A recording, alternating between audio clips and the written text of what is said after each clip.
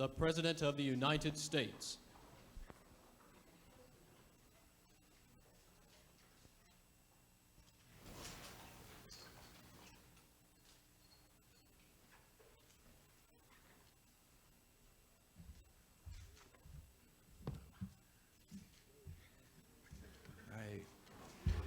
During these first days of 1984, I would like to share with you and the people of the world my thoughts on a subject of great importance to the cause of peace: relations between the United States and the Soviet Union. Tomorrow, the United States will join the Soviet Union and 33 other nations at a European disarmament conference in Stockholm. The conference will search for practical and meaningful ways to increase European security and preserve peace. We will be in Stockholm with the heartfelt wishes of our people for genuine progress. We live in a time of challenges to peace, but also of opportunities to peace.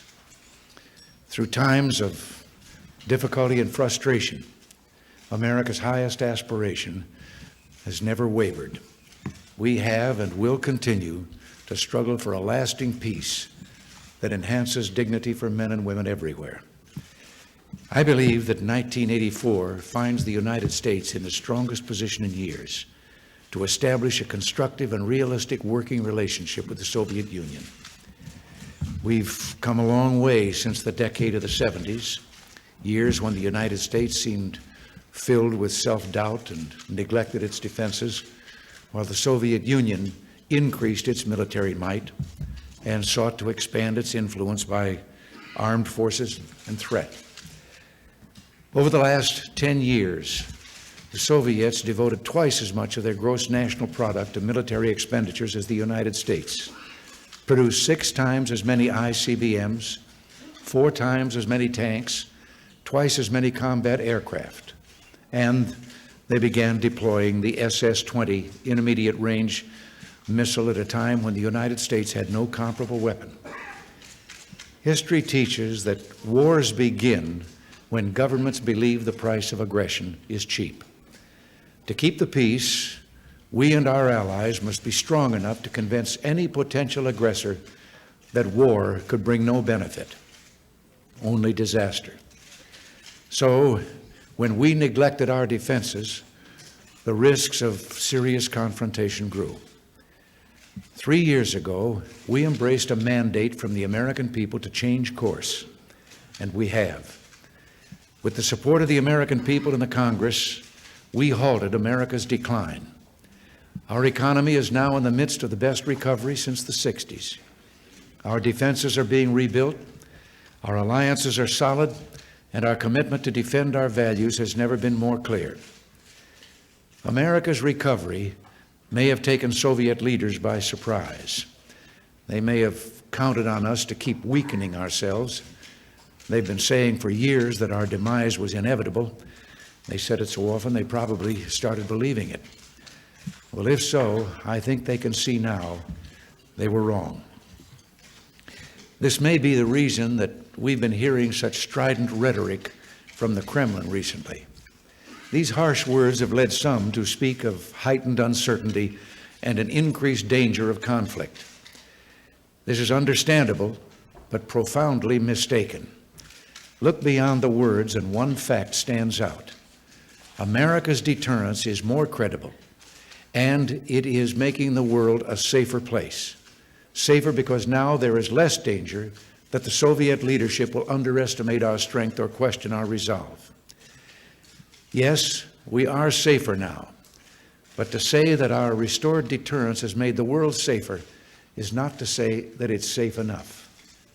We're witnessing tragic conflicts in many parts of the world. Nuclear arsenals are far too high, and our working relationship with the Soviet Union is not what it must be.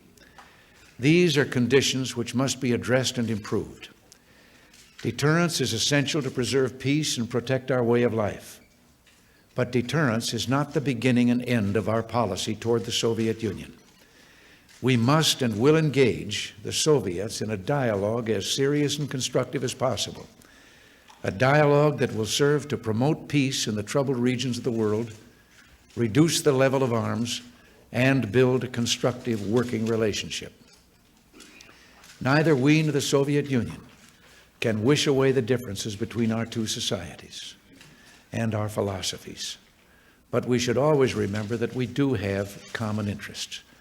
And the foremost among them is to avoid war and reduce the level of arms. There is no rational alternative but to steer a course which I would call credible deterrence and peaceful competition. And if we do so, we might find areas in which we could engage in constructive cooperation. Our strength and vision of progress provide the basis for demonstrating with equal conviction our commitment to stay secure and to find peaceful solutions to problems through negotiations. That's why 1984 is a year of opportunities for peace. But if the United States and the Soviet Union are to rise to the challenges facing us and seize the opportunities for peace, we must do more to find areas of mutual interest and then build on them. I propose that our governments make a major effort to see if we can make progress in three broad problem areas. First, we need to find ways to reduce and eventually to eliminate the threat and use of force in solving international disputes. The world has witnessed more than 100 major conflicts since the end of World War II. Today, there are armed conflicts in the Middle East, Afghanistan, Southeast Asia, Central America, and Africa.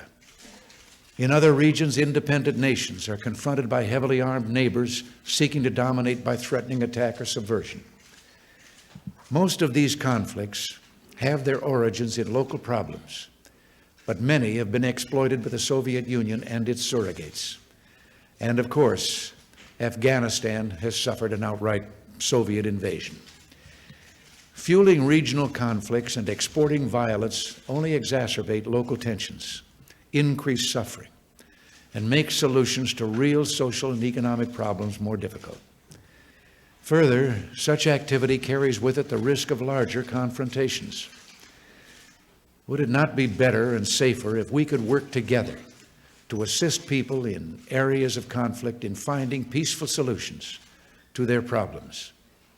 That should be our mutual goal.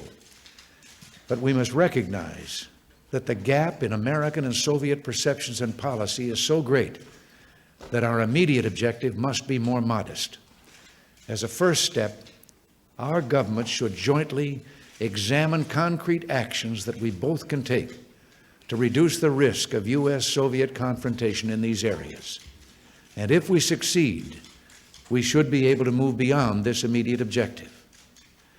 Our second task should be to find ways to reduce the vast stockpiles of armaments in the world. It's tragic to see the world's developing nations spending more than $150 billion a year on armed forces, some 20% of their national budgets. We must find ways to reverse the vicious cycle of threat and response, which drives arms races everywhere it occurs. With regard to nuclear weapons, the simple truth is America's total nuclear stockpile has declined. Today, we have far fewer nuclear weapons than we had 20 years ago. And in terms of its total destructive power, our nuclear stockpile is at the lowest level in 25 years. Just 3 months ago, we and our allies agreed to withdraw 1,400 nuclear weapons from Western Europe. This comes after the withdrawal of 1,000 nuclear weapons from Europe 3 years ago. Even if all our planned intermediate-range missiles have to be deployed in Europe over the next 5 years, and we hope this will not be necessary, we will have eliminated 5 existing nuclear weapons for each new weapon deployed. But this is not enough. We must accelerate our efforts to reach agreements that will greatly reduce nuclear arsenals, provide greater stability, and build confidence. Our third task is to establish a better working relationship with each other, one marked by greater cooperation and understanding. Cooperation and understanding are built on deeds, not words. Complying with agreements helps. Violating them hurts. Respecting the rights of individual citizens bolsters the relationship. Denying these rights harms it. Expanding contacts across borders and permitting a free exchange or interchange of information and ideas increase confidence. Sealing off one's people from the rest of the world reduces it. Peaceful trade helps, while organized theft of industrial secrets certainly hurts. Cooperation and understanding are especially important to arms control. In recent years, we've had serious concerns about Soviet compliance with agreements and treaties. Compliance is important because we seek truly effective arms control. However, there's been mounting evidence that provisions of agreements have been violated and that advantage has been taken of ambiguities in our agreements. In response to a congressional request, a report on this will be submitted in the next few days. It is clear that we cannot simply assume that agreements negotiated will be fulfilled. We must take the Soviet compliance record into account, both in the development of our defense program and in our approach to arms control. In our discussions with the Soviet Union, we will work to remove the obstacles which threaten to undermine existing agreements and the broader arms control process. The examples I've cited illustrate why our relationship with the Soviet Union is not what it should be. We have a long way to go, but we're determined to try and try again. We may have to start in small ways, but start we must. In working on these tasks, our approach is based on three guiding principles: realism, strength, and dialogue. Realism means we must start with a clear-eyed understanding of the world we live in. We must recognize that we are in a long-term competition with a government that does not share our notions of individual liberties at home and peaceful change abroad. We must be frank in acknowledging our differences and unafraid to promote our values. Strength is essential to negotiate successfully and protect our interests. If we're weak, we can do neither. Strength is more than military power. Economic strength is crucial, and America's economy is leading the world into recovery. Equally important is our strength of spirit and unity among our people at home and with our allies abroad. We're stronger in all these areas than we were 3 years ago. Our strength is necessary to deter war and to facilitate negotiated solutions. Soviet leaders know it makes sense to compromise only if they can get something in return. Well, America can now offer something in return. Strength and dialogue go hand in hand.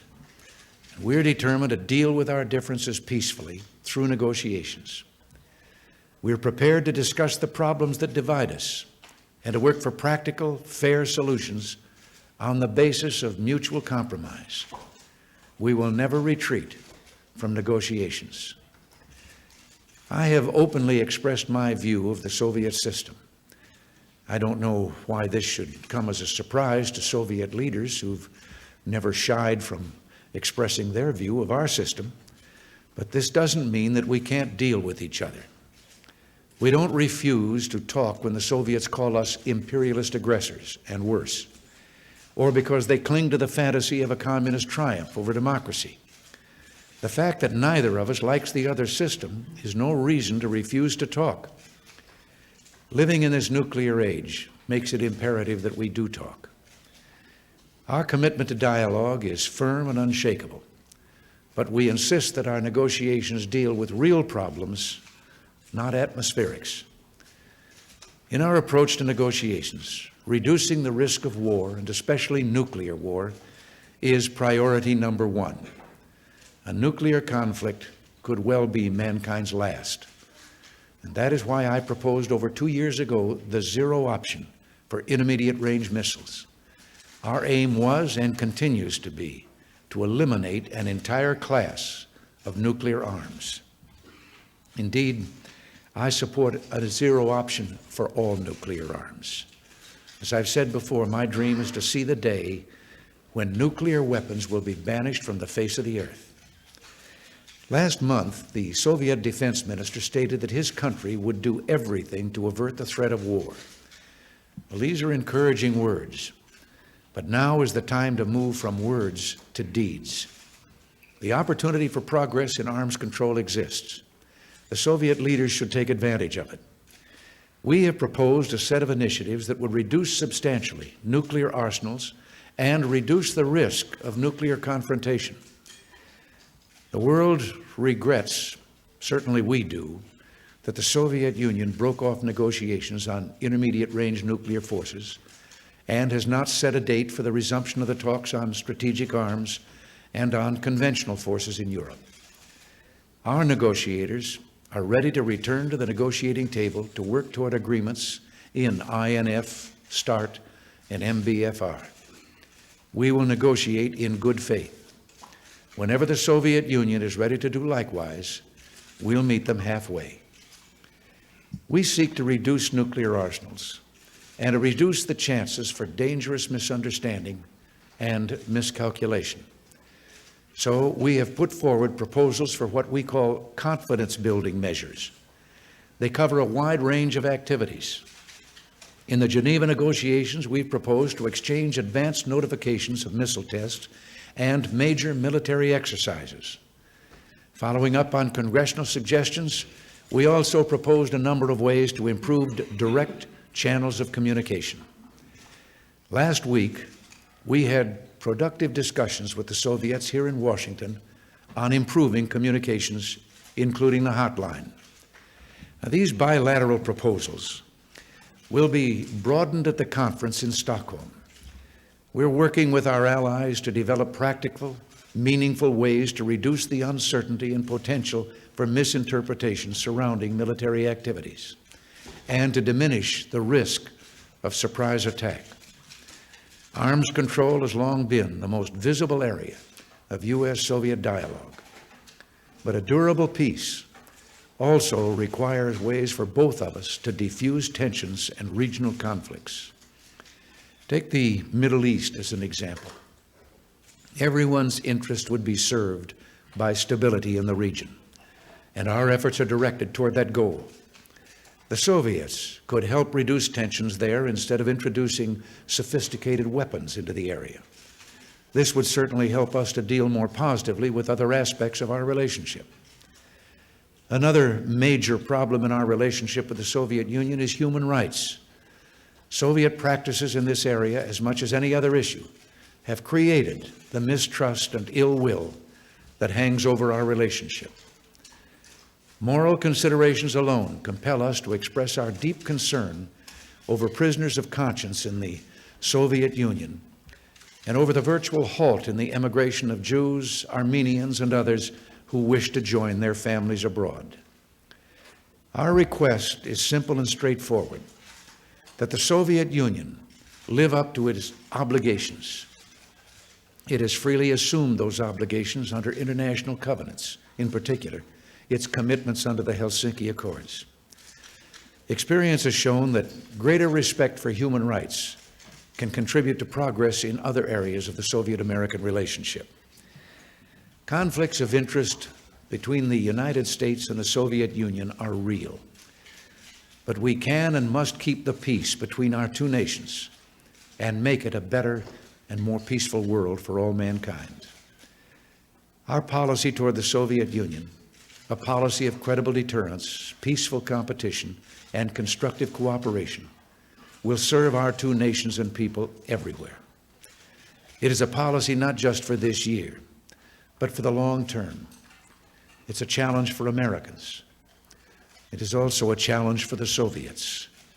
If they cannot meet us halfway, we will be prepared to protect our interests and those of our friends and allies. But we want more than deterrence. We seek genuine cooperation. We seek progress for peace. Cooperation begins with communication. As I've said, we'll stay at the negotiating tables in Geneva and Vienna. Furthermore, Secretary Shultz will be meeting this week with Soviet Foreign Minister Gromyko in Stockholm. This meeting should be followed by others so that high-level consultations become a regular and normal component of U.S.-Soviet relations. Our challenge is peaceful. It will bring out the best in us. It also calls for the best in the Soviet Union. We do not threaten the Soviet Union. Freedom poses no threat. It is the language of progress. We proved this 35 years ago when we had a monopoly on nuclear weapons and could have tried to dominate the world, but we didn't. Instead, we used our power to write a new chapter in the history of mankind. We helped rebuild war-ravaged economies in Europe and the Far East, including those of nations who had been our enemies. Indeed, those former enemies are now among our staunchest friends. We can't predict how the Soviet leaders will respond to our challenge, but the people of our two countries share with all mankind the dream of eliminating the risk of nuclear war. It's not an impossible dream, because eliminating these risks is so clearly a vital interest for all of us. Our two countries have never fought each other. There's no reason why we ever should. Indeed, we fought common enemies in World War II. Today, our common enemies are poverty, disease, and above all, war. More than 20 years ago, President Kennedy defined an approach that is as valid today as when he announced it. So let us not be blind to our differences, he said, but let us also direct attention to our common interests and to the means by which those differences can be resolved. Well, those differences are differences in governmental structure and philosophy. The common interests have to do with the things of everyday life for people everywhere. Just suppose with me for a moment that an Ivan and an Anya could find themselves, say, in a waiting room or sharing a shelter from the rain or a storm with a Jim and Sally, and there was no language barrier to keep them from getting acquainted. Would they then debate the differences between their respective governments? Or would they find themselves comparing notes about their children and what each other did for a living? Before they parted company, they would probably have touched on ambitions and hobbies and what they wanted for their children and problems of making ends meet. And as they went their separate ways, maybe Anya would be saying to Ivan, "Wasn't she nice? She also teaches music." Or Jim would be telling Sally what Ivan did or didn't like about his boss. They might even have decided they were all going to get together for dinner some evening soon. Above all, they would have proven that people don't make wars. People want to raise their children in a world without fear and without war. They want to have some of the good things over and above bare subsistence that make life worth living. They want to work at some craft, trade, or profession that gives them satisfaction and a sense of worth. Their common interests cross all borders. If the Soviet government wants peace, then there will be peace. Together, we can strengthen peace, reduce the level of arms, and know in doing so that we have helped fulfill the hopes and dreams of those we represent, and indeed of people everywhere. Let us begin now. Thank you.